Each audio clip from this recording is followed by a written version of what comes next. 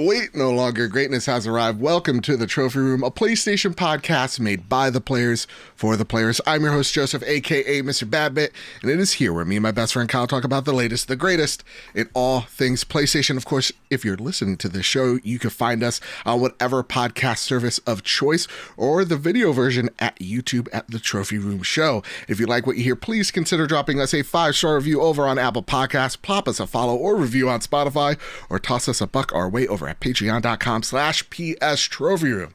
So with all that said, and with all that out of the way, the greatest co-host whoever is, whoever will be, Mr. Kyle Stevenson, how are you, sir?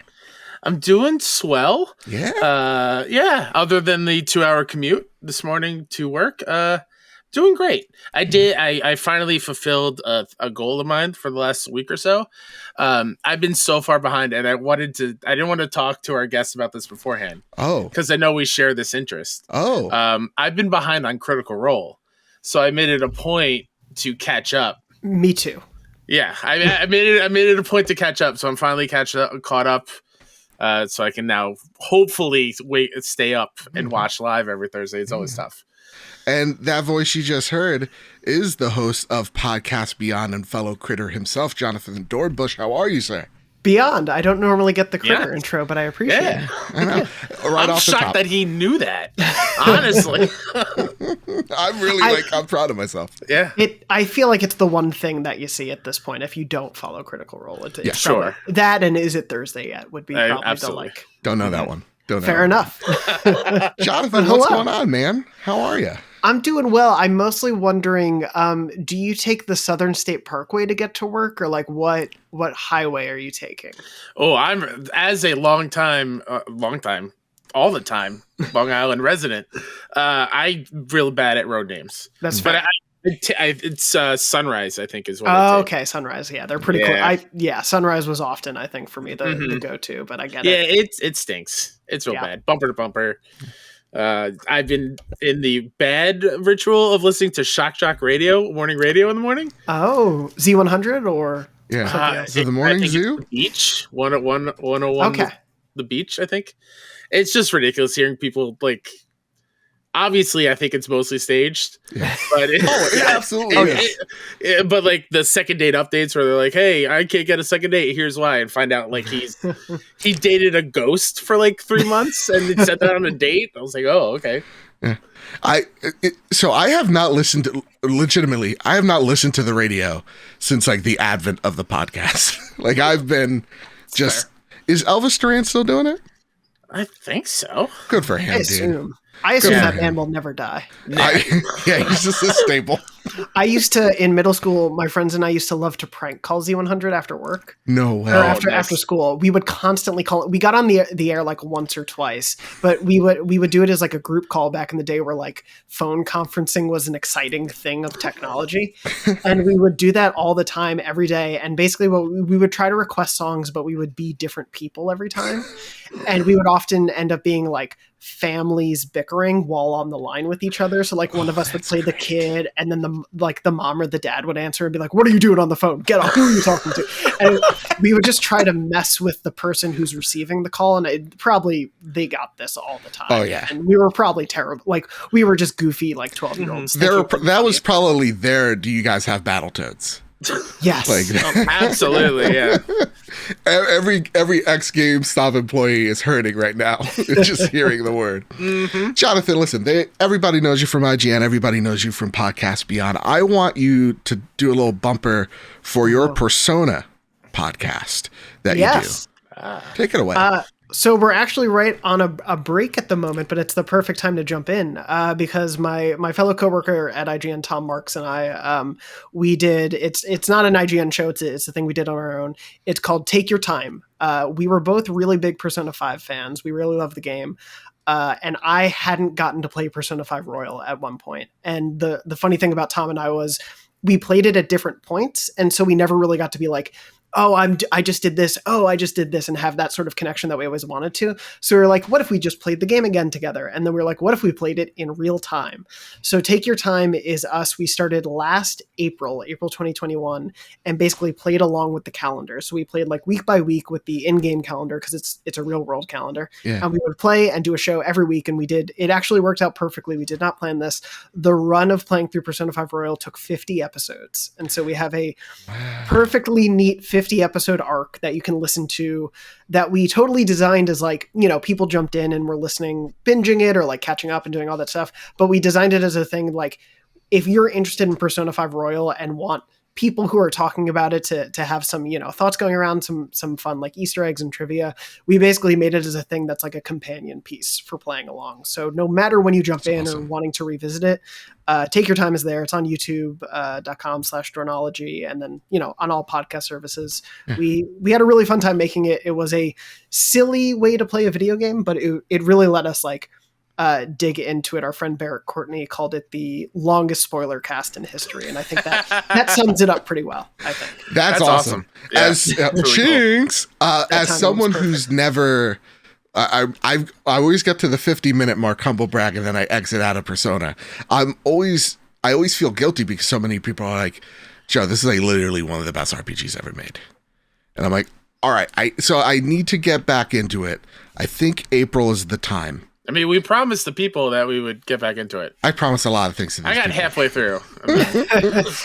There are definitely like not pain points, but points where it's like the pacing can start to kind of get to you. Yeah. Where that was almost what helped with the show, was playing a little bit each week, was like, okay, I know I am just playing for 2 hours this week, or I know I'm just playing for an hour, or if it's a Palace week, a longer amount of time. But yeah, our hope was that the show would help people along with some of those quieter weeks where maybe you're just kind of lost in doing free time stuff and not really sure what you're doing. Yeah. We hoped the show would kind of be like a good companion, because playing a 100+ hour game can be an isolating experience. Trust me, I've been playing Elden Ring. I know all about that isolating experience. Well, that's awesome, man. Everybody, check out Take Your Time. I think I will be too when I start actually digging into that game. Because yeah, a little bit like playing it a little bit chunk and then listening to the show, playing a little chunk, listening to the show. I feel like that's going to be the pace for me. And I will say before we can stop doing this plug, sure. we didn't want to wait because we were just excited to do it, but the calendar actually lines up perfectly this year, I believe. So I think you can jump in this April and literally play it where like April 15th is a Friday, and it's also a Friday in game. Like something, I forgot what exact days, but I think it lines up perfectly this year. That's awesome. That's awesome. That said, gang, this week is probably one of the biggest weeks in PlayStation in a very long time, because this week in particular, we are talking about PlayStation Spartacus.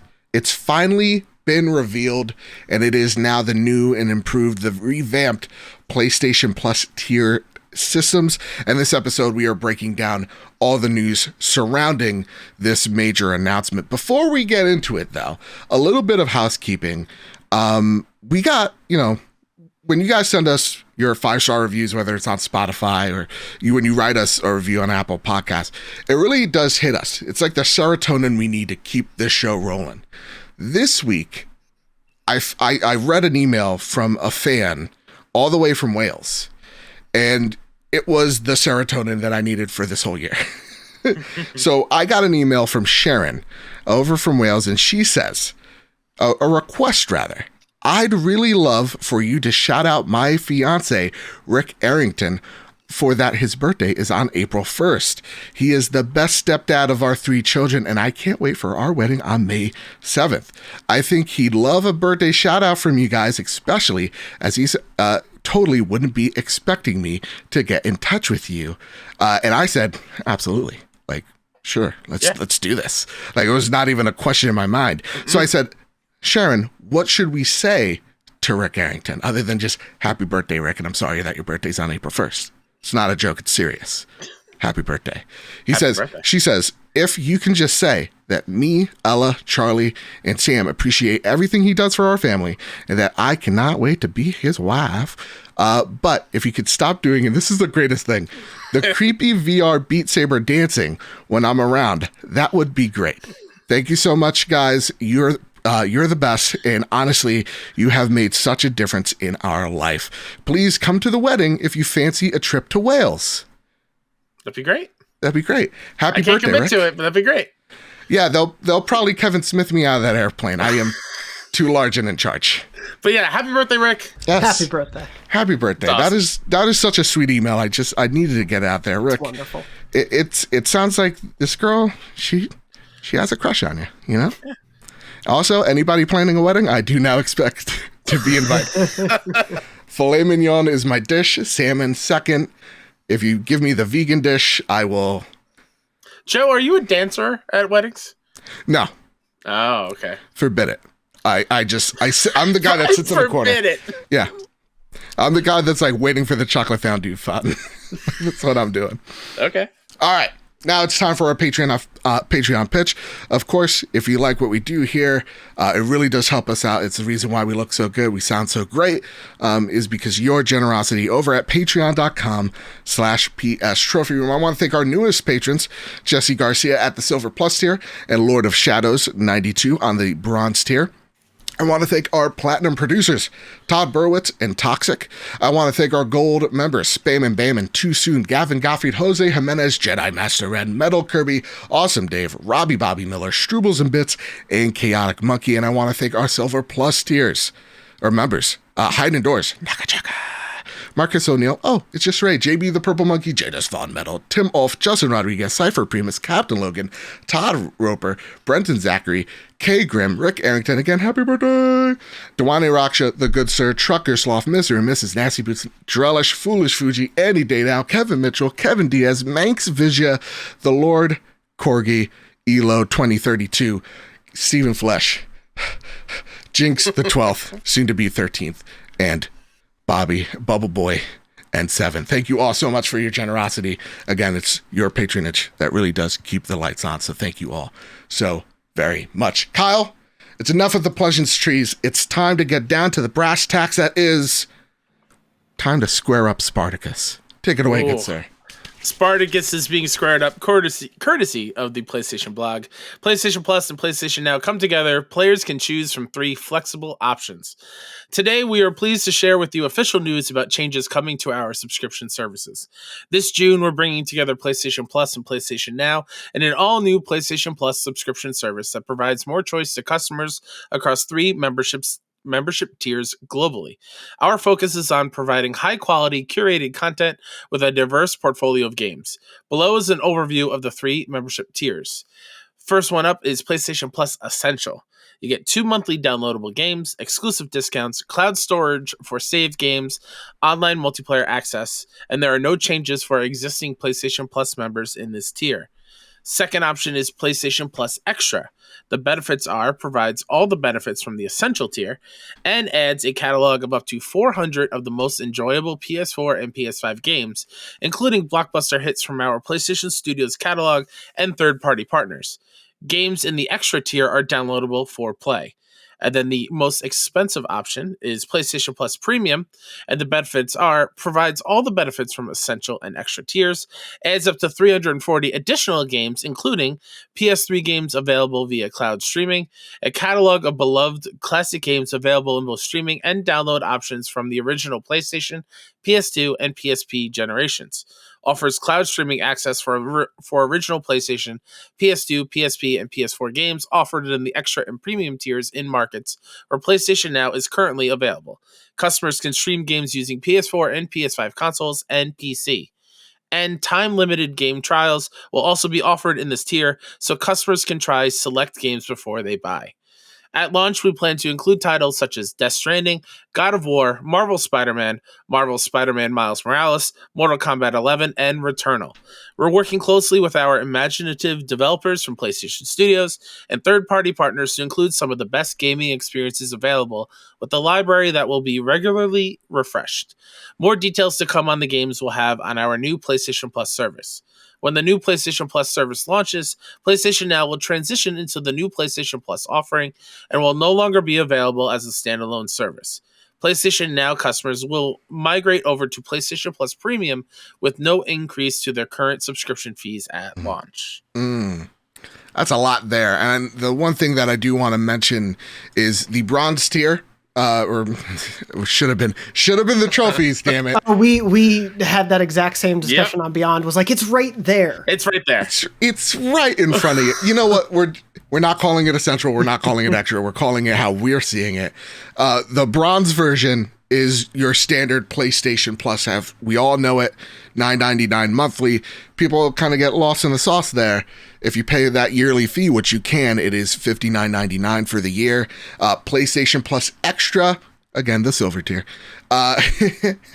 is $14.99 monthly, $99.99 yearly, so $100. And then let's just skip gold. Let's go straight for the plat. The premium version is $18 monthly and $120 yearly. Now, there's a lot there, but there's something that there isn't. So this comes straight from Jim Ryan, and it's called Our Games Would Suffer If They Went Straight to PlayStation Plus. This comes from Christopher Dring over at gamesindustry.biz. But what the service doesn't include, unlike its main competitor, are new first-party games at launch at the service at the same exact time as they come out in retail. Quote, we feel like we are in a good virtuous cycle with our studios, explains PlayStation CEO Jim Ryan, where the investment delivers such success that it enables yet more investment, which delivers yet more success. We like that cycle. We think our gamers like that cycle. He continues, in terms of putting our own games on that service or any of our service upon release, as you well know, this is not the road we've gone down in the past, and it's not the road that we're going down with the new service. We feel like if we were to do that with our games that we make at PlayStation Studios, that virtuous cycle will be broken. God damn it, Jim. The level of investment that we need to make in our studios would not be possible. And we think that the knock-on effect on the quality of games that we would make would not be something that gamers want. Now, I got a lot of information hitting you guys at once, so let's take it away with this question, but it's a question to start a question. Jonathan, how do you feel about the word banger? Does it disgust you as much as it disgusts me? It doesn't disgust me as perhaps other words that might come up. It doesn't disgust me as much as those, but it's not a thing I feel like I have the cool factor to say. I think like there's a certain level of just off the cuffness with which you can call something a banger that I don't think I can do. Yeah. But I respect those who can. Is kind of my stance on it. I respect that answer, but I think it's I think the word's vile. It's just a bad adjective to describe something great. I'm sorry. I had to say it. Your replacement is not nearly as good. Oh no, I think Slanger is utmost quality. Can I leave the call now? Or Fair enough. Awesome. Dave writes in, with the announcement of the revamped PlayStation Plus, I have but one question. Banger or not? I think the new tiers are... God, come on, Dave. Not so many times. All right, I say it once and not twice. New tiers are bangers. Maybe... Oh, even Slanger bangers. I'll take that. I'll take it. And I look forward to see the catalog of games that are available. So, guys, I'll toss it over to you, Jonathan, real quick. What is your thoughts on this service as you see it right here, right now? No day and date PlayStation Studios games. Yeah. So on that point, I never expected them. Not just from the reports, but I just don't, and we can get into like where I think the philosophy is and where you guys think it is. But I've never expected that day one for a thing. I don't think the door is closed permanently, and I think it may be something that happens in the future, probably most likely if the industry continues to move toward a subscription-first model. But until that happens and until PlayStation sees a dramatic drop-off in their sales, they're not going to change that. Now, that I'm not saying that that's the right course necessarily, but I just think that is the reality of where we're at with their business models. But in terms of these tiers, I think they make sense for what they're doing, but it's all going to come to, like, I wish I could say it's the best or the worst thing. I think at the end of the day, it's somewhere in the middle, and we're really not going to know the value until we know the libraries. Once we know the libraries and we understand when those libraries are going to get refreshed, what third party, day one exclusives might happen, because they don't close the door to that. And I think they probably will need those. Yeah. we don't know any of that. And I think that's going to determine how valuable a service this is to players and to what specific players, because I think different people will get different things from this. Yeah, I think you're dead on there. It's just, to me, I feel like this service does hold promise. It's just the way this service has been rolled out is weird, because it's pretty much them going, so this is how much money it's going to be. And then going, okay, but like, what games are going to be here? Maybe like God of War, Returnal, Miles Morales. Okay, well, like, but you said like you got like 397 more. Well, talk to you in June. Yeah, you know, and that it leaves us with these numbers that we can easily compare to a service that has content, which is Game Pass, and we can you know, some of us would be going, yikes, you know, and I don't know if that's the rollout they anticipated. I don't think it's ideal. I think the boring business reality of it is the reason we got this is because their fiscal year closes in 2 days. And they can now say in their fiscal reports and to investors, hey, in this next coming year, we have a brand new enhanced revenue stream. It's built on what we've done that's successful with PlayStation Plus, but it can be even bigger. And they just need to be able to tell them that in the coming week. But I totally agree with you. I don't think this was the best way to reveal it. And I wish they had even done like, here's 50 or even 25 of the games you can expect. Here's just a nice little video package, you know? Kind of what they did with the Instant Game Collection. Just like, give us something. So Kyle, I'll go over to you. How do you feel about this service thus far? Because a few episodes back, we were like, if this is their true competitor to the competition, we're going to see a nice little state of play. We're going to see a nice little 5-minute, 10-minute thing of like, here's this new service and why you need it. And if it is not that, we're going to get a blog post. And we got the blog post, Kyle. We did. So where's your energy now? Come this reveal.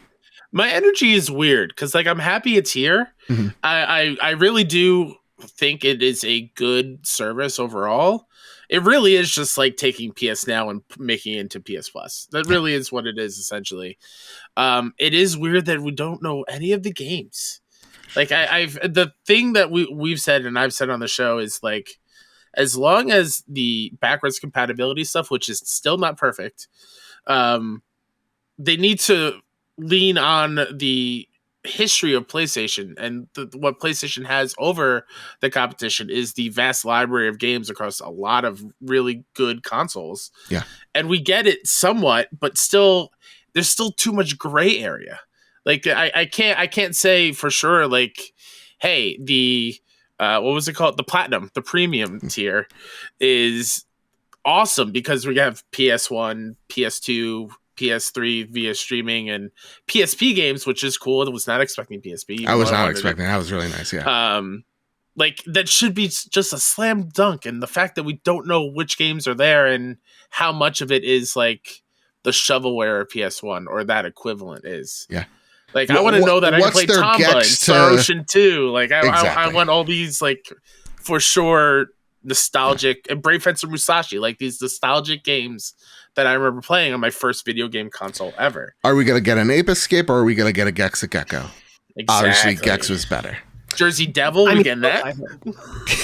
yeah. I mean, that is one of the wild things of, you know, I do wish they had been a little more forthcoming with the library, especially on that classic stuff, because unless code has been lost to time, I don't think there's any valid reason not to have every first party game from those consoles on here. Yeah. Again, me not knowing the full technical know-how of all this stuff works, but it's like if they have working versions of those games that they've sold on the PS3 and you can still buy on the PS3, all of those and are on PS Now, all of those have to at minimum be here, I think. Mm-hmm. Yeah. It's going to be weird not seeing Spyro Crash there. That's going to be for sure. Yeah.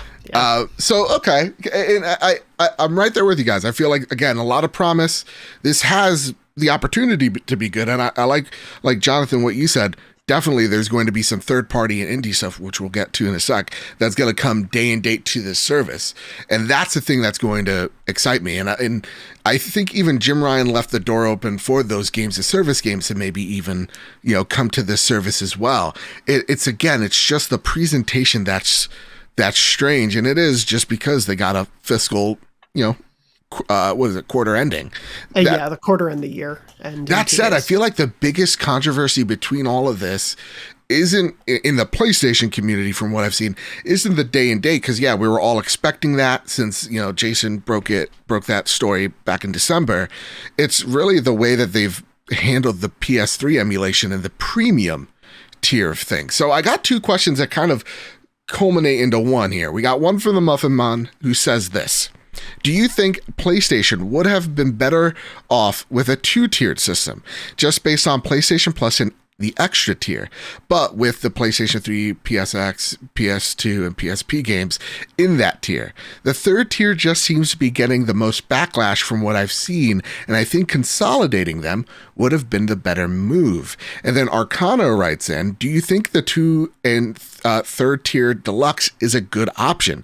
In my opinion, while Gamepass relying on streaming and an all-in-one package on many countries around the world, who doesn't have the bandwidth yet? So the second and third tier deluxe PlayStation Plus is a good choice, and maybe will be more popular because there are no features in that service that I will not be using, aka streaming. So the one thing that Arcano hits at here is their third tier in places that don't have PlayStation Now is going to have a quote unquote deluxe tier, which is no streaming, which means essentially no PS3 here. So do you guys think, theoretically, if this was just a 2-tiered approach, you have, PlayStation Plus as we know it, and then PlayStation Extra, would that have kind of lessened the blow a little bit here? Or do you think the prices of all these are relatively fair and it's fine? It's really just the handling of backwards compatibility. I'll go with Kyle here first on this one. Sorry, I'm a little distracted. My mouse stopped working. I'm trying to get it to work. I think the pricing is fair. I think it's not as egregious as I think a lot of people are making it out to be. Right. Yes, it is on top of other subscription services already, and people are already spending a lot of money on those kinds of things. So any change in money that you are paying for something is always going to be a tough pill to swallow. But it, like I said before, it really is just now into the PS Plus branding. Yeah. Like if you paid for them separately, you would be roughly paying the same price that you would under here. So it's not, those of us that have been doing that already, it's not that big of a deal. Yeah, and I feel like there's little improvements as well to the PlayStation Now service. So like every game here is downloadable except for the PS3 games, which is a very nice improvement. And also I can't scroll up to reread the tier. What does that do for the instant game collection? That's another. That's sticking around. That is sticking around. They actually, we reached out about that and they confirmed that the PlayStation Plus collection is still going to be there for PS Plus members. It's not changing. Yeah, I was wondering if they were going to roll that into the middle tier and keep it in there. I feel like when it comes to the price, again, the reason why there's so much talk about is it too expensive or not is because we just literally don't know what games are going to be hitting on this service on day one. But the one thing that Jim Ryan kind of clapped back with was 2/3 of people that own PlayStation Plus are yearly subscribers. And I feel like the $18 is really scary. And honestly, when I look at it, I'm like, oof. But when you take a look at the yearly price of everything all together, it's $120, which is actually not that bad. It's actually, when you break it down, it's only like $10 a month at that point. So when I looked at it that way, as someone who does buy annually, I'm like, actually, now the premium tier looks actually way more attractive than I thought it was. Because at that $18 base, that is shocking. But it is relatively, when you look at the annual side of which I do, it is actually not as bad as what I think a lot of the echo chambers are kind of making it out to be. But what say you, Jonathan? Do you think this pill would have been easier to swallow if it was like 2-tier, or do you like what the system is right now? I think for me, just speaking to that point that you said, was something that I was surprised by, because when you do look at that yearly price, it does feel relatively reasonable. Yeah. It obviously is $120 a year, and that's a lot.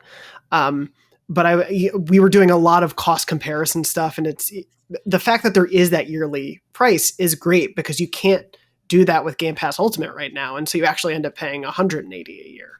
And so like if you're weighing those two and there's enough crossover that you think you want to go with the cheaper one, a year of that actually makes more sense. But on a monthly level, I totally like that $18-19 sort of like number is scary. And so I was curious how many people actually do subscribe monthly. And there's a decent chunk of people who do. I myself have always been, I just annually re-up every year because that's just kind of been how I play. But so I do think it'll depend on what type of subscriber you are.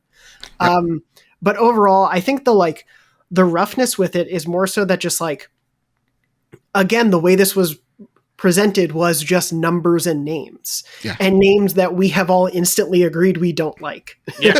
I think that's where the problem is more than anything, where it's like, if you could tell someone, hey, for $120 a year, you're getting all these PS4 and PS5 games, and you're getting all of these, you're getting the Jak and Daxter games, you're getting the Sly Cooper games, you're getting the old Ratchet and Clank games. If you can tell people that, I think it's an easier pill to swallow that you're paying $120 a year. And if you could put a game to a price, that's way better. And again, like they sort of did that. I mean, like when you take a look at, if you are a new PlayStation 5 owner, you're getting Returnal, you're getting Miles Morales, like you're getting a good, like those games right along, like those are, Returnal's my game of the year last year. So I'm like, right off the bat, I'm like, oh, those two games alone, that's awesome. This is like, go for it. Like this, that's easy logic right there. But to me, I really feel like here's the tease catalog. Here's like the 10, 15 games we're showing you right now. We'll trickle them out as the months go on. I feel like would have been, the way better approach here. I don't hate the tier system.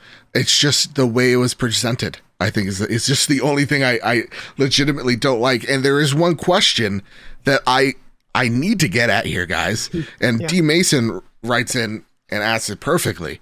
Do you think backwards compatible games will get trophy support? I know PS2 games they had on PS4 had support like Rogue Galaxy, Dark Cloud, etc. Looking forward to the episode. So here's my question. Are we getting trophy support for PS1? We saw that like blueprint back in a year or two ago. Yeah, that was a thing we talked about on the show, right? They were looking into it. Yeah. So Jonathan, I'll ask you here. Do you think that that's actually a possibility that we're going to see trophies on, Gexa Gecko? Why do you want to make me the bad guy and have to deliver the bad news? No, please don't. I would love nothing more than that. You don't understand. I think man, it would make me play all of those games, even the ones I wasn't really looking forward to. I would play them again. I am not hopeful. I am keeping my expectations at no, and if it happens, I will be pleasantly surprised. Not because I don't think it's impossible, like we've seen, and like D. Mason was pointing out, the PS2 remasters they did on PS4 do have trophy support, and so they have workarounds to make that happen. But as far as I know, PS Now, the only games that have trophy support are games that previously had trophies, so PS3 and PS4 games. So seeing what they did there makes me believe it'll kind of be the same case here, where if it is a PS3 game, you can still get trophies.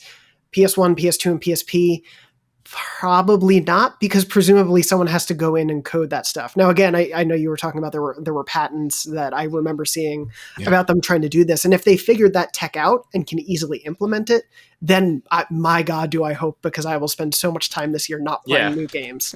But And I think to add on to that, where I would absolutely love it as well, I think the fact that they still haven't figured out emulation on the PS3 side of things, I don't think realistically support for the older games is going to happen.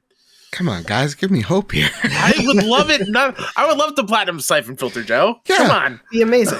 But that the streaming thing, I think, gives you a good barometer to go with, especially where that's like there are, I think, PS3 working emulators on PC, and people have made it possible. But the fact that Sony, I guess, doesn't want to invest in making that happen, or thinks it would cause too many problems. Like, obviously, there must be some reason to it. Whether the answer is money or actual technological problems, we can't say. But, there's obviously something there. And so that just gives me pause of, I am expecting to be able to play old games and to play them in the way that they were originally presented, and just hope they run well is kind of where I'm at, which is sad, but that's just kind of where I'm at. I'm holding out hope, y'all.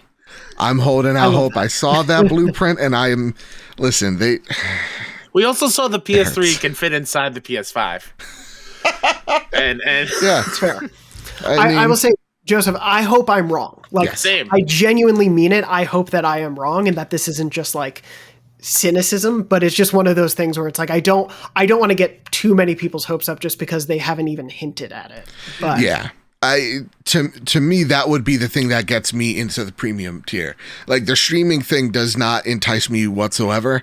To me, it is about the emulation side. And if there is like that carrot on the stick of like, hey, you can earn a platinum. Yeah, I'm like, all right, I'm in. Like, throw this game directly at my face. But to me, I have this like modern gamer mentality in me where it's just like, oh, this doesn't control how it should. and I immediately nope out of that experience because of that. And I hate myself when I do it, John. I hate it so much. But that's, to me, if I had that incentive, I'd be all in on premium. But if they don't have trophy support, I think it's the extra tier for me. That said, Cloud Side writes, PlayStation Plus Extra, the mid-tier, is the same price as Game Pass Ultimate, about £11 here in the UK. While it won't have many day-and-date exclusives as Game Pass, it won't be as much of a bargain. It's a step in the right direction as Game Pass is extremely popular. They probably need to fine-tune the pricing and content as they go. What changes would you guys like to see in the current plan, if any? Great to see Jonathan on the show. I love listening to Beyond as part of my weekly podcast. Beyond. Is there any change that you guys would like, Kyle? Starting with you. I'm honestly shocked that we talked about it. With the acquisition of Bungie, I could have sworn Destiny would be part of this. Like some extra, the DLC bundled into one of the tiers or something. Right. Just because they want to promote their live service stuff. That is a goal for PlayStation going forward. I'm shocked that Destiny and that platform of Destiny isn't part of one of these tiers. Yeah. It wouldn't be that like one of those alongside Returnal, alongside. Yeah. Here it is. Yeah. Again, it really just comes down to how they've presented it. I would like that changed. Give me a nice little sizzle reel. That's all I need. Yeah. One little graphic, a splash image, a lower third, and I'm good. Jonathan, what say you? What is a change you'd like to see, or an addition to the service that you'd like to see? Yeah, I mean, that's the funny thing where it's like we know so little. Technically, anything will end up probably being a change. And I think, like Kyle, you nailed it. We get PlayStation Plus bonuses for certain games right now where, like, you get an extra Fortnite skin, or I think they just put up, you get a Genshin pack of items. Like, I feel like that needs to be a thing here with their live service games, whether it's an exclusive skin or 1,000 extra, Last of Us bucks or something. They need to give you that stuff as part of this. With the tiers, again, it's going to depend on the library, but I would really love to see them move down. I think it is so silly that the game trials are held to the premium tier. Those limited game trials, which we saw them, put into testing sort of space a few months back, maybe a year back. Who knows how time works.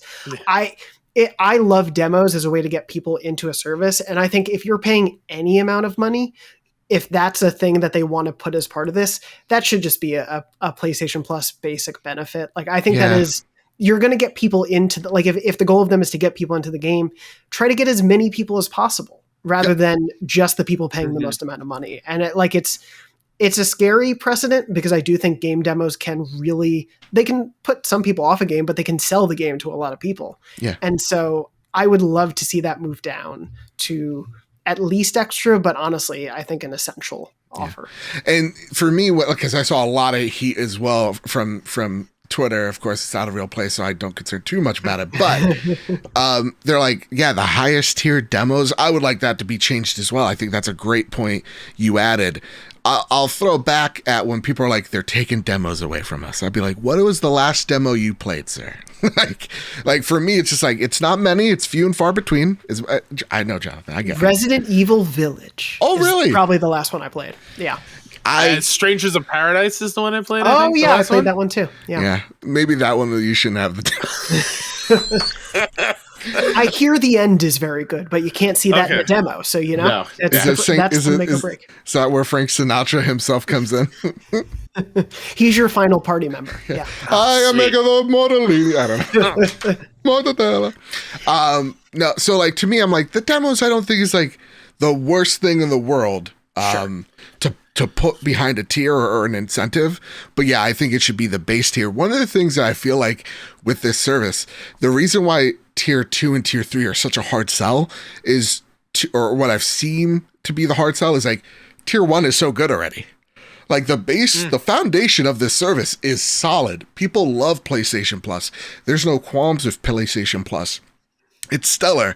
And so to see, like, they're like, $5 extra for 400 games. I don't know those games. And so like they kind of know bad of it. I think more incentives would be great. The one thing that I would have loved to see, which is like the only thing when we were talking about Spartacus months on back before even Jason Schreier leaked it out, was the thing that we'd like to see is this be the Disney Plus to Xbox's Netflix, where it's like, yeah, Spider-Man 2 is still, $70 for everybody else, but for you, because we like it so much, day one games or whatever pre-orders, you get that $10 or $15% off, and it's back to being 60, and you get that feigned, I'm saving money here. And I think that would have been, I think that would be a way to get people like me in the door, even without, the people that aren't interested in the backwards compatibility thing. Are we also shocked that we didn't get like Crunchyroll rolled into one of these, like a media service? I saw one of these tiers. I saw a lot of surprise from that when I put out some tweets asking for opinions, and I saw a lot of confusion about that. Again, it's maybe something they might confirm later on. Yeah. I do think that's something that Sony can do to differentiate the service that Microsoft can't. Obviously they tested that out in Poland, right? They did that. Yeah, they combined them. Yeah, and they do have the PlayStation Productions banner, and so it's like, maybe people who subscribe to the premium tier get to stream Uncharted via their PlayStation. Or Mobius. Or Morbius. Yeah, Morbius, yeah. But like, I think adding those things where it's like Sony is a multimedia company in a way that Microsoft isn't in-house. And I think they could leverage that in a way that would, if this is really going to be a core pillar of PlayStation going forward, these movies and TV shows, make that part of the PlayStation 5 experience. Yeah. I would love premium members get like a day early access of the new episodes of like Twisted Metal. Yeah. Or like you get to watch a premiere as a premium member. You get to play Fortnite with Tom Holland. Yeah. Yeah, no, I think that's rad. And after seeing Uncharted, I would actually really dig that a whole lot. All right, so the last two questions here. Hi, Lord of the Seven Kingdoms, Corgi writes in. I told you, Corgi, I'd change your name every episode if you wrote in. Do you think that PlayStation has some surprises for the revamped PlayStation Plus subscription up their sleeve, since the launch is still a few months away? I can't imagine the initial news is all that we'll get between now and launch. And I want to tack this on with a question from Marvin Arvin, who writes, what would be the next series of PlayStation indie partners, such as Sifu with SoClap, Kino with Ember Lab, and to appear day one on the PlayStation Plus / Extra Premium? I think that's the surprise that we're missing. It's like, we know that PlayStation Studio games aren't going to be here day and date. Show us some rad indies. Well, we got that with Shadow Warrior, right, last month on PS Now. It's a good, like, and that's a good, like, wink and a nod, like, this is coming. But I think, and, Jonathan, you could butt in if you want, but, like, I think one of the surprises is along this road, they're like, again, don't acknowledge that PlayStation Studio games aren't day and date, but, throw in a cool little indie that is on this service day and date that's premiering here. Throw Weird West on there. Astray, Little Devil Inside, Goodbye Volcano High, something like that. Yeah, I think that is because it's just going to be inevitable. I do think they're trying to do something a bit differently, and I think the extra, the PS4, PS5 library is going to kind of be more of a, hey, you're getting a console for the first time, or hey, maybe you didn't buy a bunch of stuff on sale, here's a great batch to pull from. But I do think it's just going to be impossible to get away from Game Pass comparisons. And the best way to help circumvent that is to have those exclusives as well. It doesn't mean they can't be multi-platform games, but in the same way that a game like Outriders or some of the other indies that have come recently, like Tunic and whatnot, the way that those come to Game Pass day one, I think PlayStation should absolutely do those. And especially as a I'm sure you both covered or saw these things of the reports last year of PlayStation's sort of fraught relationship with indies. Yeah. A pretty great way to help maybe bridge that gap is to say, we're going to get your game to 40 million plus subscribers day one by making a deal, in the same way they do that with PlayStation Plus already. The same way they made Fall Guys and Rocket League big debuts. They can do that more regularly with a system like this. And I think that will be a big benefit if they make it happen. I really hope we see that. Absolutely. And what you're saying is exciting for me, because like that is what I want from the service. Like, make it the indie thing. Like, make it where like Shu comes on every month with a smile on his face. He's like, look at these batch of cute little indie games I found. Look at this. And they're all just, they jump on his lap and everybody waves and like, oh, Shu, we love you so much. And everyone is bug sex. And everyone is bug sex. I can't wait. Yeah, like I would really like that. What say you, Kyle? I know you're a big indie dude. Yeah, I definitely wish they had more of a spotlight on indies. I think this is a great opportunity for them to do that, and I hope that they highlight them in these tiers. I'm trying to think of. I don't know if it's true or not. Jonathan, you can help me out here. Isn't the free PS Plus games going down to 2 games a month pretty soon? So it in the listing for this page, it said there will be 2 monthly downloadable games. And I saw some conflicting things and I could not find the language, but some people are like, oh, it's said 2 months for a while, or it hasn't. So it's tough. It's going to be a bummer if it does go down, because my whole thing, sorry, go ahead. No, I was just going to say, like, maybe that is where they're gearing up for the future to have a big indie game as part of the 2 monthly games. Yeah, or they're shifting some of that appeal to the extra tier. And that's why they want to get you away from it. Because my whole thing has been like, when they bumped down to 3 from, having Vita, PS3, and PS4 together, why wasn't there a monthly VR game? Even for everyone who doesn't have PSVR, put that on there, and then maybe they'll want to buy PSVR because they have 20 free games. I think I hope they don't take too much away, because I do think that's going to burn people more than make them want to upgrade. Absolutely. So. Also, talking about changes I would like to see, let's put some respect on PS Vita. For the love of God, there's so many great games on that system. If PSP could make it, what's up with Vita? Exactly. And hey, incentivize some PSVR folks when PSVR 2 comes out by putting a slew of games on there that maybe there's backwards compatible. I don't know. Yeah. Other thing too, the one complaint I'd see, and I think it is reasonable to pick at here, is backwards compatibility behind a paywall does suck. I like that. Yeah. It's a bummer that it is the only way. Yes. It is. Yeah. If there were options, because I've seen a lot of people be like, oh, well, since this is coming, will my PS1 classics carry over? And it's that, like, I wish, but probably not. And that is a bummer when I think game preservation has become such a bigger topic as we go on, and rightfully so, because, man, I don't want to lose that history. Yeah.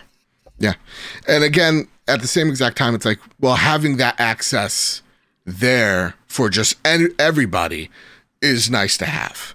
But it's definitely, it's definitely a, it's nice that it's here, but expanded a bit for everyone to kind of take advantage of. That said, I want to do something we have not done in a very, very, very long time. That's enough of the PlayStation Spartacus talk. Overall, we're hopeful for the service. We just need some more clarity, and we need lists of games. Because as it stands right now, I'm going to upgrade to something. I just don't know what. That's really where I fall on it. I don't know if you guys are the same. Yeah? I think we're going to upgrade no matter what. I do think I'm going to go for the premium, just because I am the nostalgic of the old school games. I want to play those again, but it all comes down to that library. Yeah, It's got to be good. Premium is most likely where I'm going to go, unless, I think, Kyle, like you said, unless it's just, 600 games of shovelware and a couple good ones. I'm going to be way less inclined. But yeah. And while we're at it, Sony, rename the tiers. Just do it. If we're asking for things, please rename them. Come on. It's right in front of you guys. It's right in front of it. Why? It's like T-ball. It's like when you see a kid play T-ball and he misses the ball. It's like, ball right in front of you, kid. You should be knocking grand slams every swing. What are you doing? That said, I'm on board with the service, but I feel like the temperature in the room is like everybody's like, it's okay. And I think for people that wanted the Game Pass service, this ain't it. Just ain't it. It doesn't want to be it, because I feel like at the end of the day, Game Pass is the thing, is the driver, is the thing that Microsoft wants you to buy, and the console is completely complementary. It's like we don't care where you play it, tablet, phone, PC, console.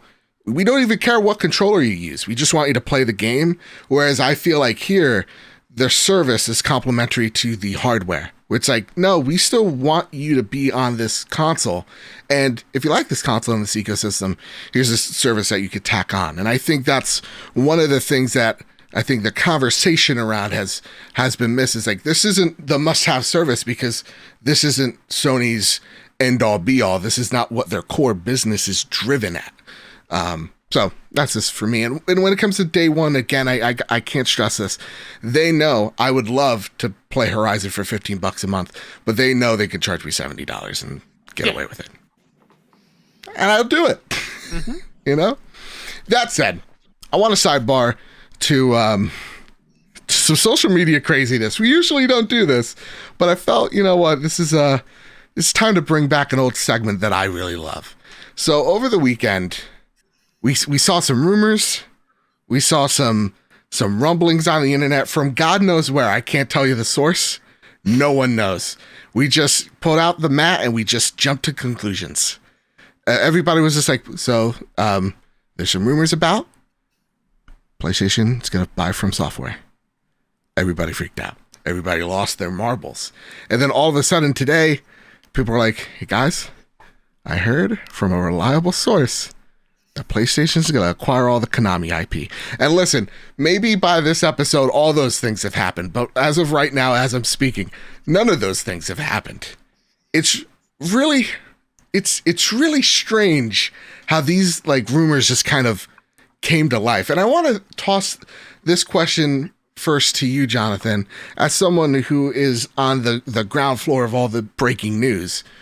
How do you dissect let's just say you get an anonymous tip, right? Do you get the guy in the trench coat with the dossier of here's all these rumors and speculation? How do you guys approach that when you're approached with someone that says, I got the juicy deets on the next acquisition.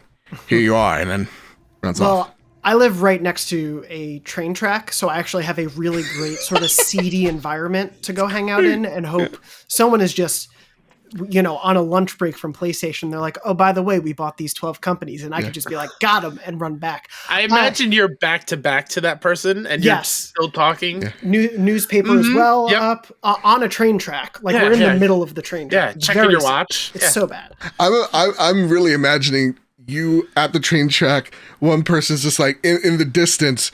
It's like, so this is happening. This is the rumor, and you're like Jeff Grubb, is that you? No, it isn't, Jeff. I see your luscious hair. That's you. I know your hair. Yeah, it's you. Shit. No. No, I mean, the thing is, and I hope I'm not maybe disappointing in any way, at least for, on the IGN side of things, when one of us, when a reporter, when anyone hears a rumor or something from a source, not from just someone tweeting something out, when someone tells us something, one, you never report, just journalism 101 for us is you never report on anything unless you have two independent sources. If you don't have that, you should not be reporting it. It should not be coming out. That's obviously not the standard by which a lot of people tweet about things, because it's different for them. But in terms YouTube of, exists. Yeah. Exactly. Publishing something on IGN, unless we have two independent sources that we have verified, that we trust in, that we believe, that we have evidence of, that what they're saying is true to the extent that we can prove it, we would never publish something. And then you also have to take into account what publishing something, the value of it is. Because is saying we heard that, I don't know, the next God of War is already in development and we know that that exists.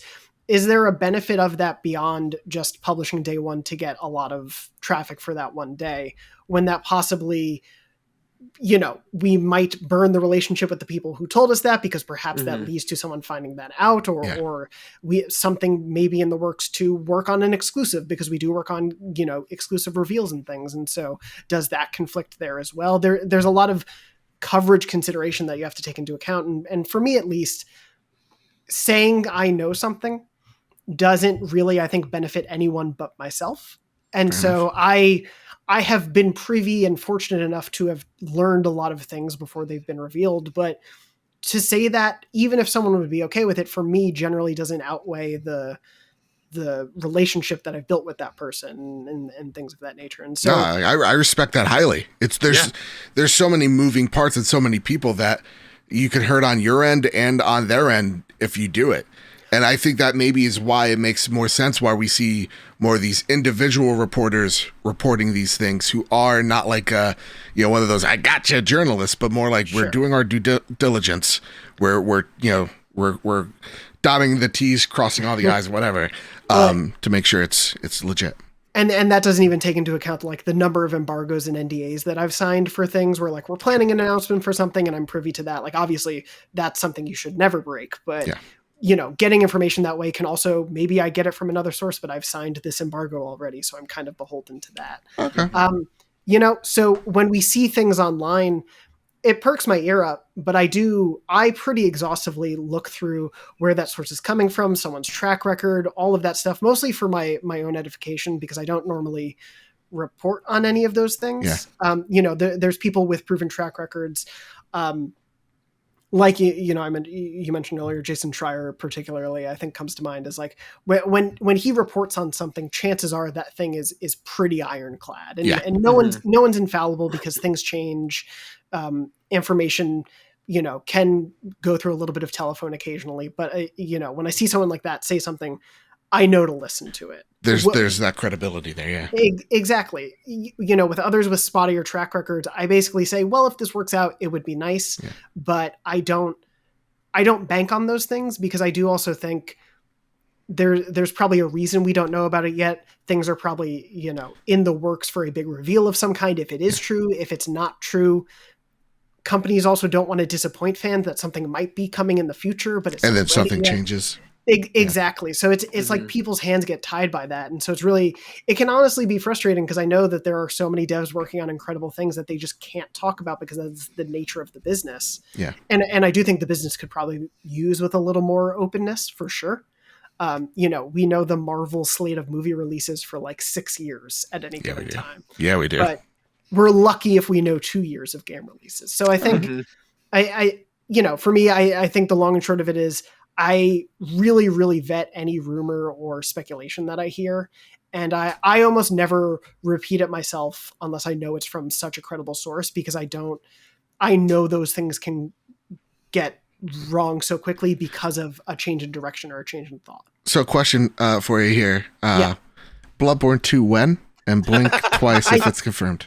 How did I know you were going to ask that? So I think I can exclusively reveal that I am making Bloodborne 2. By myself. Yeah. That's awesome. Listen, Jonathan, don't I'm making it from the perspective of I've only beaten about half of Bloodborne 1. So I don't know how that game ends. So I'm kind of making it up as I go along. Here's the trick. No one really knows. It's a Persona version of Bloodborne. Yeah. I was going to say about halfway through, Mickey Mouse shows up with a Keyblade. Character. Yes. Oh, yes. And it's a big... Here to show you the eyes of God. How does the Keyblade turn into a trick weapon? What does it turn into? Panda's eyes. It turns into a triple Keyblade. Oh, I like it. Like a whole key ring. All right. Okay. This has turned into... Kingdom Hearts smut. In terms of, I mean, we're recording at night, so, you know. In terms of me for these rumors and things, I think one of the telltale signs that you can protect yourself from getting too hyped is if someone says something and then 12 more people pop up saying they know that thing also. That's usually a good sign that there's something, you know, not right going on. Yeah. We have a system here, and I don't like to brag, but we have a system here where as long as we say it with confidence, we say it with gusto, that thing will happen. So when I say Bloodborne 2 will happen, I'm saying it with the level of confidence of which I am assured. Resistance is coming back. See? I appreciate your moxie. That said, I want to bring back this, and it's just a simple yay or nay. Okay? And this is a segment literally only the hardcore trophy room fans will know. Kyle, it's this little segment I like to call Now If I Was You. We're in the shoes of Shuhei Yoshida. Okay, we know he heads the indie division, but we know secretly behind the scenes, he's pushing the levers, he's lifting the cranks, he's making this whole PlayStation machine run. These two rumors have come up. From Software or Konami. You have to choose which one PlayStation must take. Here's the other little ditty. If you don't choose the other one, that IP's done. Anything they've ever worked on, done. Why do you have to make it that hardcore? Because I like doing that. That's cool. That's very cool. He once made me kill the Vita, Johnathon, as a hardcore Vita fan over VR. He was like, you had to shoot one. Here we were complaining about the Vita not existing. Exactly. It turns out you killed it already. That's right. I'm so an agent sorry. of chaos. Man. You're not going to like my answer, Joe. You're killing From Software?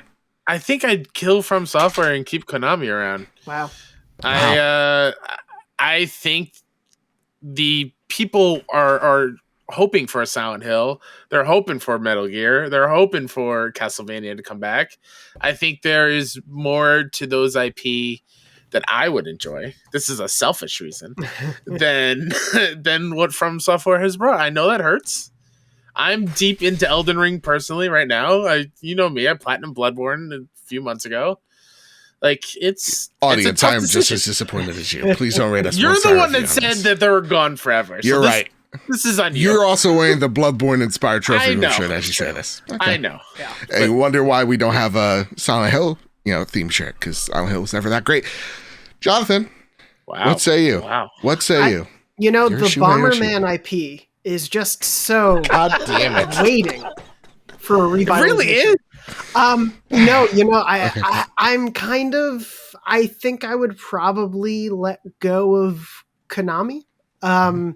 If only because I love Castlevania from like the GBA and the DS games are what got me into it. And like that is the one that's hard for me to let go, only because I never played Metal Gear. Ashamedly. And no shame. Never huge with Silent Hill. So for me, I think also the things that made those games special have gone on into other studios, obviously Kojima and Kojima Productions. And then I think there's a lot of heritage of what Silent Hill is that is no longer at Sony and Konami. So for me, FromSoft is especially coming off the success of Elden Ring. I think they are so poised for like, I don't know how they top it, but if there's one dev who possibly could, it is probably FromSoft. And so God bless. I think there is so much room and potential there, not just for Bloodborne 2, but for a world. And the thing here, this is, I guess, a little bit of business. FromSoft, you get a studio. Konami, you get IP. Ooh, you need to build teams around that. And that's a lot of money and a lot of talent. Mm-hmm. And if I'm doing the books and making sure everything's up to snuff, I don't know if I should be spending all that money at once, but FromSoft, I just get that team. So. Yeah. And they're probably the best developer in the industry. Yeah. And not probably, they are. Just think of how much nicer Twitter would be without that discourse about Elden Ring. Yeah, it'd be nice. That'd be nice. I just want a journal.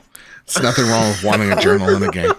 Really isn't. But that said, listen, it's been 2,563 days since the launch of Bloodborne, and it's been over now, 7 years, right? Anniversary last week. Yeah. Bring them home. Bring them home. All right. Enough of that. It's time for some Flash news. Flash, gotta go fast. Apex Legends, PS5 version. We didn't warn Jonathan that we do this. It's fine. He entered the Speed Force. It was a big deal. Yeah, Exactly. we won an Oscar. We are behind why that Oscar won. Fun fact. God damn it. Apex Legends PS5 version is available. This version is at 4K, 60 FPS with 120 FPS and DualSense support coming in the future. Because, we got dumb delivery, don't have smart delivery, unfortunately. Yet it's not that bad. All you have to do is download the new version, delete the old version. Simple as that. Easy peasy. I love Apex. This is enough to get me back in. So, Ray Martinez, I know you're listening out there. Let's go. Let's buddy up. Fortnite no building mode is here to stay. Thank Jesus. It is fantastic. Oh my God. Yeah, it's good. I had literally one of the best matches the other day where it was like duos, and there was a team of 8 at the second, not team of 8, sorry, 8 teams of 2 it seemed, at the second to last ring. And I just saw tanks, battle buses just blowing up and shooting from the sky. It was incredible. Winning that match was fantastic. I will say I wish there was a middle ground mode, because for me, I like building at the beginning. Yeah. It is a bummer not to be able to I want to get up to a second story and just build a quick ramp sometimes. I still am getting used to the fact that I can mantle. But once it gets down to the top 25, take it away, because if there's a builder, I'm done. It doesn't matter. It doesn't matter how good I am the rest of the match. They build the Taj Mahal and you're like, oh, what am I to do? I don't know. I built a wall. I'm sorry. Yeah. I built this nice rectangle. It's great. So yeah, Fortnite will probably be my most played game again this year. I'm so sorry. All right, here's a flash news story that I wish wasn't the case. Sony has filed a trademark for knack. Please, guys, let this meme die. Please. Knack is back. Yeah. No. What if that's the next PlayStation movie? They make Knack into a movie. Persona 5. I have a joke. It's inappropriate for that. Persona 5 is being removed from PlayStation Plus collection at May 11th. Ooh, happy birthday to me. I'm sorry. But yeah, it goes on sale a lot. I have Royale, so Royal. I say Royale with cheese. It's really easy to say it. I've done it constantly. Yeah. And I mean, that's the thing is I want everyone, as many people as possible, to play Persona 5, but I want them to play Royal. Yeah. And it's often on sale for $20 or $30. Go play that version. It is just definitively the better version of that game. Also, way easier to get that plat. 100%. Yeah. Amazingly so. Yeah. All right, Jonathan, are you holding on to something? Anything at all? I've got my mouse. I don't know if that's the best thing to hold counts. on to. It works. It counts. Prepare the drop. Here are the latest steals and deals coming to the PlayStation storefront in April. Here are the PlayStation Plus games in April. Hood, Outlaws and Legends for PS5. SpongeBob SquarePants Battle for Bikini Bottom Rehydrated for PlayStation 4. Slay the Spire on PS4. And that's the PlayStation Plus games. Hood, Outlaws and Legends, I'll give it a good try. SpongeBob Rehydrated, let's go. Yeah. That's all I can say. And I've heard amazing things about Slay the Spire. I've never played, but... Oh, yeah. Exactly, yeah. Hood, Games... I'm sorry, go for it. Oh, no, I threw you off. No, you didn't. Go for it. Say what you need to say. I was just going to say, Hood feels like one of those games that probably should have launched into PlayStation Plus when it came out. I feel like that would have been a great month for that game. Same with Godfall, and we all know what happened with that. Games of the week. For the end of April to the 3rd, March 29th, we have Crusader Kings Console Edition on PlayStation 5. I hear nothing but great things about Crusader Kings 3. So go play it. In Nightmare on PlayStation 5. For March 30th, we have Agent Intercepted on PlayStation 5 and PS4. March 31st, Moss Book 2 comes to PlayStation VR. We got a code for that. I'll be interviewing some devs about it, so hopefully we get that on the show next week. Very excited. Tropico 6 on PlayStation 5, and Weird West.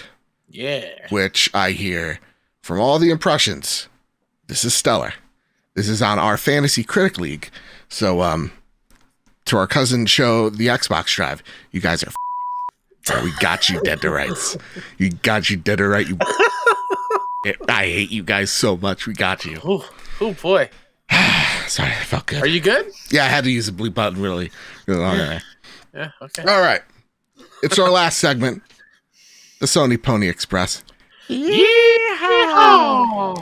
Apologies, I was muted for the first half. It's cool. You came in and it was a crescendo. It was beautiful. All right. Nagachaka writes in, just like you can too via Discord, or you can add us on Twitter. That's how all these questions came to us. Nagachaka writes, question for Johnathon Dornbush. Uh-oh. This one means something. Whew, all right. Who is the best Ninja Turtle? And why is it Donatello? Don't let Nagachaka sway you. Sure. Yeah. I mean, the thing about Donatello is he has a way with machines, and Sure. I always felt like a kinship with Donatello, especially because when I would play the arcade game down on the boardwalk in Long Beach, Long Island, I'd play with a few friends or random people who would come in, and no one wanted to pick Donatello, and so I would often be Donatello out of just. I didn't want to cause a fuss.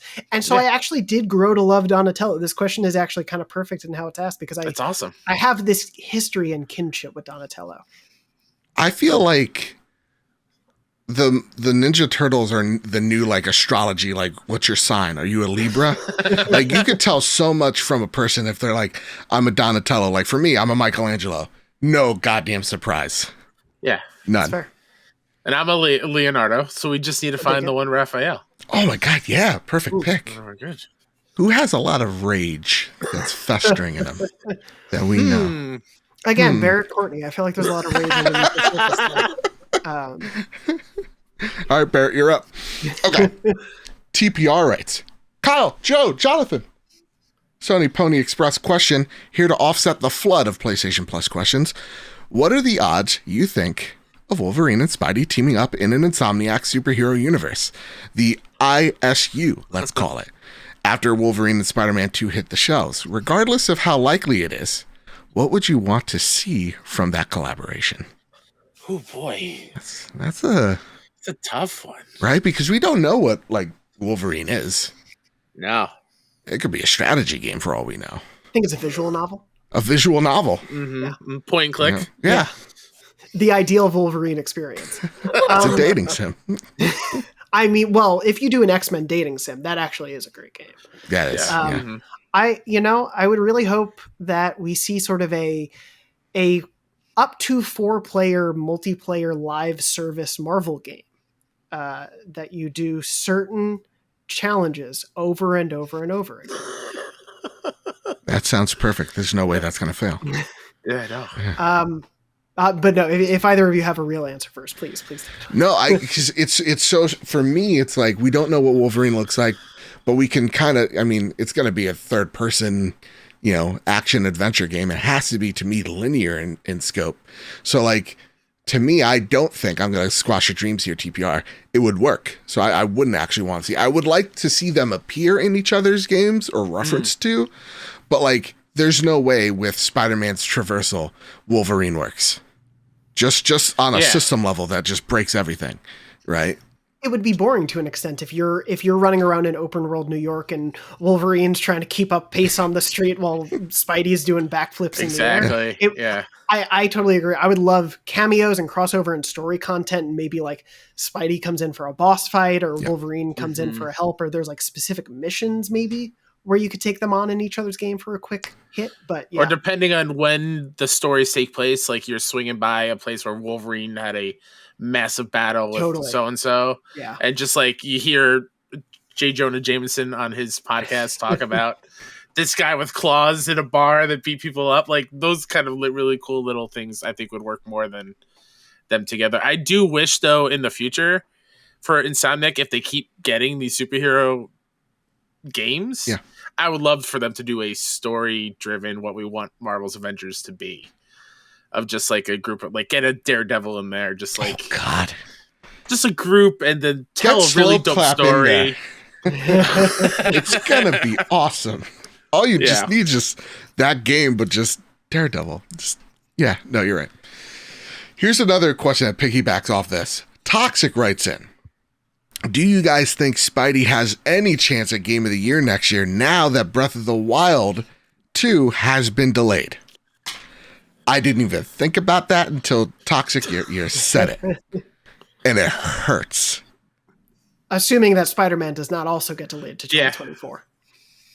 Don't hurt me more. We only have a Jonathan. year. I'm just saying. I think Spidey has my thing with that was I don't think you put a year that early on it, knowing the reality of development. Like Breath of the Wild kind of got its dates before the world became what it was. Yeah. And so things naturally kind of shifted from there. Spidey, they made that date while we've all been under the pandemic. Yep. So my hope is that it's roughly aiming for another, September 2023 kind of rough launch period. Yeah. And to me, like, I'm going to say it. Breath of the Wild 2, man. Just, don't break my goddamn weapons. That's all I'm saying. Give me some dungeons. It's good. I like Breath of the Wild a lot. And I think it's done it's inspired so many games afterwards. And I can't, just because it's not my cup of tea or like I don't think it's a 10 out of 10 doesn't give away from the fact that this game is a legit masterpiece. But yeah, for me, it wouldn't change my hype for Spidey 2.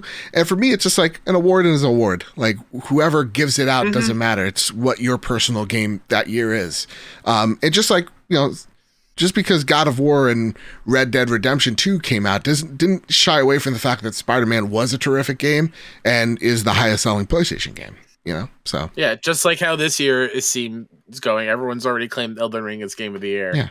Like, don't let that sway you for what you think your Game of the Year is. Absolutely. Yeah. But right now it is too stressful of a thing over like a silly vanity title. Yeah. And it only matters to you. It's not like anybody else. Yeah. Oh man. All right. Green Gorilla Gamer writes, quick shout out to you, Jonathan. You're the reason why I found the trophy room and the amazing community. Through their immense kindness, they have opened doors for me and my passion for this industry. I never thought I'd see opened, and I'm extremely eternally grateful. But you yourself were a crucial part in that, and I just wanted to say thank you and beyond. And welcome to the most, oh god damn it, Green Gorilla, you're on such a good, the most banger podcast online. It's cool to see the turntables. All right, you want me back, Green Gorilla. That was very nice. Well, yeah, that's very sweet, Green Gorilla. Thank you so much for the kind words, and I'm glad we crossed the streams previously and were able to bridge the gap and all the other cliches of knocking down doorways, and you're able to find this awesome community. I assume this means we'll negotiate later, but I assume I get a cut of their Patreon. I mean, my lawyers will talk to your lawyers. But no, seriously, very, very, very cool to see. Yeah.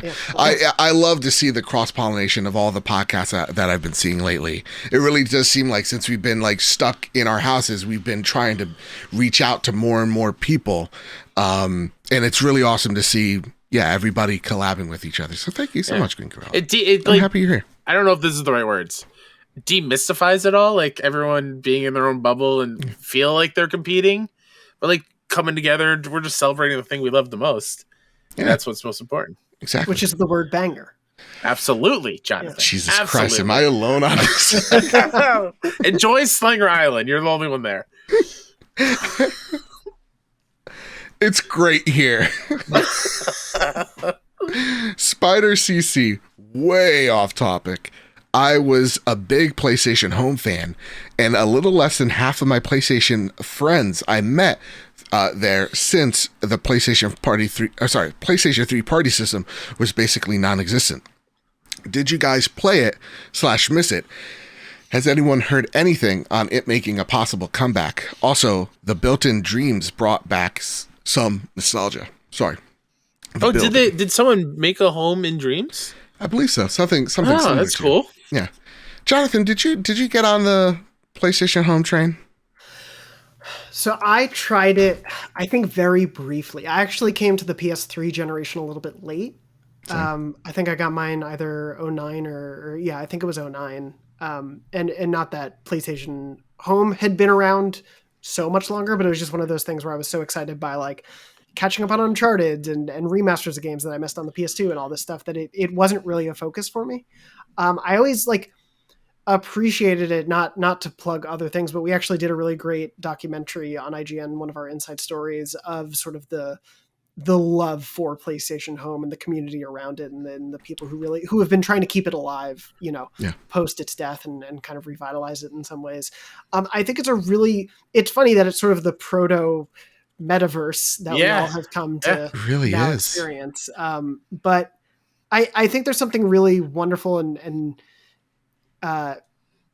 almost sweet to what it was and what it represents for people. But I also understand why they didn't continue it. Yeah. Both just on a cost level and the reality of having to moderate something like that. Definitely back in the mid 2000s, way harder than what it is now. And for me, I'm just like you. I jumped on the PlayStation 3 way late in its generation, and I was busy catching up on the Uncharted's and all that. So like, I remember playing it for an afternoon, going, "This is the most bizarre thing. I think I'm good." Yeah, I didn't play it much myself. Yeah. I think it would be a cool thing to bring back in some way. I was the weird one when I wasn't playing my PS3. I did that scientific thing where you would let your PS3 use as like a folding at home. Yeah, I would put that on to help the research happen. I was that kid. The research. I think I did that for a while too. I'm with you. Yeah, you felt like you were doing something good with it. Exactly. Yeah. All right. But yeah, no, I do think it's coming back for PSVR too. Like, nothing I've heard. There's no person with an overcoat, talking to me. But like, it just makes sense. Like, you're seeing how popular it is with like Oculus and over on what is it? The Vive? No, over on the Steam. I forget what it's called. Oh, that Valve Index. Chat. Valve Index. Yeah, I think it's just literally called VR Chat. I think so. Yeah. So I think with that being so popular, absolutely, PlayStation's going to try to make their little metaverse in there. I think I can exclusively reveal that I'm developing PlayStation Home 2 as well. Man, you are a busy human being. I don't sleep, so it's been going well. How do you find the time? But no, yeah, it's interesting. I could see it coming back, or I could see them, the fact that they are investing in 10 live service games over the next 4 years or so. We could see it be less focused on one general thing and more having those communities be what would have been the PlayStation Home communities. Yeah. To a certain extent. Absolutely. God, absolutely. now I'm just thinking it's going to be like Ready Player One, where there's going to be a main hub, and then you just go off to different worlds, and those are the live service games. Yeah. You pick like in like you're picking like your like Horizon Zero Dawn outfit, or you're picking your God of War outfit, like you're picking your Uncharted gear. Like that'd be cool. I'd run around with my little home person. Yeah. Avatar. I don't know what they would have to put too much on your plate, Jonathan. Sure, no, of course. I'm taking notes. I'll get all this in there. Okay. It's going to add like 6 years to the development, but I'll get it done. All right. ASAP would be nice though. Happy to do it. Good. That's it. Before we exit out the show, you guys do something awesome on Beyond called memory cards, and someone in the community are like, we'd like a memory card for you, Jonathan. What is your PlayStation memory? What's something that strikes you? I know this is very in the moment. Yeah. Because I just read it on Discord. So I can use one that I was actually going to say on an episode recently, and we just ran out of time. So it's just top of mind for me, but I have plenty. So, stop me when it makes sense to. But I think a funny PlayStation memory for me is actually getting the Vita for the first time. I was going to NYU at the time, so I was living in New York City. The Vita came out my birthday week. And I think it was either launch day or my birthday, so a couple days after. And I hadn't pre-ordered one. I was like, man, I really wanted one of these things, but I was being frugal, I thought. And I was like, I'm not going to pre-order. And all my friends were like, no, you want this thing. It's your birthday. Like, just go celebrate. Go get it. You have the money from your job. Go. Yeah, exactly. And so I was like, all right, I'm going to do it. But where should I go to do it? And I was like, well, I'm in New York City. There's a Sony flagship store in Midtown Manhattan. I was like, let me go there. I know they do like big PlayStation things. Maybe they'll have stock because they're the big store. So at like 8 p.m. at night, it's obviously like dark. I think it was a snowy February night. I took the subway up in like 20-degree weather and rushed into the PlayStation store. I remember they had very, very heavy doors. So it was almost like a FromSoft, like push the doors open from the cold. And you was had like, your iframes and everything. Exactly. And I pushed them open and I'm like, Vita, where is it? And so I'm this like little, college kid in a room full of adults actually buying things and whatnot. And I'm like, do you guys have I know you're probably sold out, but like, do you have a PlayStation Vita? Like any of them, I'll take whatever model you have. And he's like, yeah, we have like 50. And they just had like a big stock still, which like at the time I probably should have realized didn't mean the greatest things. Yeah. But that should have been an omen. Exactly. But I was like, oh my goodness. Yes. And so I bought the Vita that night, bought a couple games digitally and a couple carts physically and really loved that system over its life. Like I know it's easy to joke on PlayStation's portable stuff, but I really did love the Vita. And so getting that moment, like having that like birthday celebration with it began a very long Vita life cycle for me. And I think even more than getting the PS3 or the PS4, I think like getting the Vita really made me care about like a PlayStation ecosystem, because it was connected to my PS3 and my PS4 and there was crossplay and cross save before that was a thing this generation. Like it was a big deal. And so I really like it. I think it set me kind of on the path to be here talking about these things today. Yeah. I got my Vita a week early because it was from Japan, but like the assistant manager at GameStop had it. He was a very shady dude, and he literally, right as I was about to buy it I actually think it was like a little bit cheaper than actually like getting the Vita here. He's just like, just to let you know, I opened it. I'm like, why did you open it? He's like, well, because they screwed up where the X and the circle button are. And he's just like, so I had to change it. Oh my God. Wow. I'm like, oh, okay. All right, bud. And that's how I got that. I got Uncharted. And then shortly after Gravity Rush, which did not age well, but was great at the time. So good at the time. Yeah. So good at the time. I miss my OLED Vita so much. So much. God, good memories. But it's dead and we have to lay it to rest. I'm playing Persona 4 Golden right now. Dead. Yeah. It's just done. If PSVR has to live, I guess. Exactly. Oh, don't. It hurts.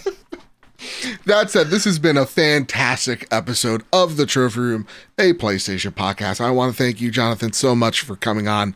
This was fantastic, man. The hour just blew by. Thank you. Thank you so much for having me. It was a blast. Yeah. Felt so much fun. Had an absolute great time. Thank you so much. So what would be something you'd like to, shine a spotlight on before you head on out of here? Probably the film spotlight. Number one, great movie. It actually was a very good movie. But in terms of work, I think a thing that I would point people to other than take your time is a series I've done a few of now, especially for the PlayStation audience. If you haven't seen them, please check out the Art of the Level series that I've done on IGN. We have various ones, but the three I've done have been so far behind the scenes PlayStation focused ones. So we did one on Ghost of Tsushima's opening credit sequence, the Last of Us 2 Rat King fight, and Uncharted 4's big chase sequence in the middle of it in Kings Bay. And, for the two Naughty Dog ones, we spoke with Naughty Dog devs. For Ghost, we spoke with Sucker Punch devs, and they were really generous with their time and their behind the scenes stories. I was saying earlier, like, for an industry where things can be very buttoned up, they were so open about the process and like when things didn't work and how things did work when they came together and sort of the team effort that these things are and how many dozens and hundreds of people can touch a thing to make it happen. They're really cool. I'm really proud of them. Pat Coughlin, our video editor, he edited all three and he is just a master video editor. I think they're just as much as I hate listening to my voice for 20 more minutes, it's really entertaining still for me to watch because I think he just did such a killer edit with all of them. So if you haven't seen those, go check them out. I think they're really great, especially for PlayStation fans. Real talk. They're my favorite pieces of content that you guys do on IGN. Thank you so much. That Ghost of Tsushima intro, I've watched at least 3 times. It's so magical. And those devs are just so goddamn talented. That game is so perfect. I just loved it. So go check out Behind the Level, man. It's so good. Kyle, anything you'd like to spotlight, sir? As always, I'd like to spotlight myself, Mr. KSEP, on Twitter and PSN and everywhere else. If you want to catch all the indie game coverage that we do over at 61 Indie, go check out 61indie.com. That's SIXONEINDIE. On April 20th, we were hoping for PAX East to approve our panel. We were going to do a mini indie showcase. We had a bunch of indie devs show us some trailers. We were going to do it at PAX East. We didn't get the panel, but we're doing it anyway, a video version. Nice. So it'll be up on our YouTube on April 20th. So please go check that out. We got, I think, 15 or so indie devs. That's awesome. And some games and stuff we're going to check out. So it's going to be awesome. Yeah. So it's so look forward to cool. that. It's so cool. I have not seen, indie outlet such as yourself like do something like that. It's so it's so ambitious. It's awesome. We're super inspired by like the mix and wholesome games and obviously Kind of Funny game showcase. It's gonna be awesome. Yeah. And you can find me and all the tweets I make over at Mr. Badbit. You can find the Trophy Room over at PS Trophy Room on Twitter. We also have a little bit of a breakdown on YouTube at PS Trophy Room. Just look at the Trophy Room. It's not really the URL. Just go to the Trophy Room show. We're there. You'll just click the link. Trust me. I don't want to say URL. It's embarrassing. But we have a nice little breakdown of the PlayStation tiers if you want to hear more of that and more of my thoughts on that. And you can find the show wherever you find your podcast service of choice, whether that's Apple Podcasts, whether that's Spotify. Rate us 5 stars. Do all those things. It really does help us out. It grows this show. It grows this big, beautiful family that we call home here over on the Trophy Room. So with all that said, and with all that out of the way, everybody, keep your wits about you. Keep hunting and keep playing PlayStation. See you guys. Love you. Beyond. Beyond.